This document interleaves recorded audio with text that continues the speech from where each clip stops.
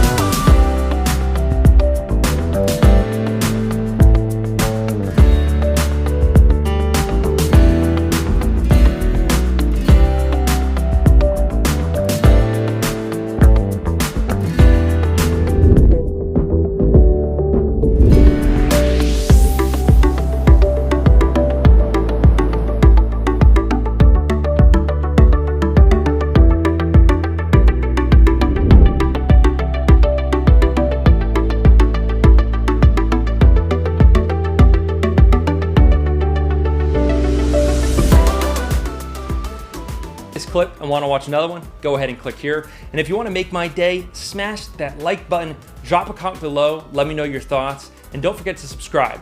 Hit that notifications bell so you don't miss out on the next video we drop.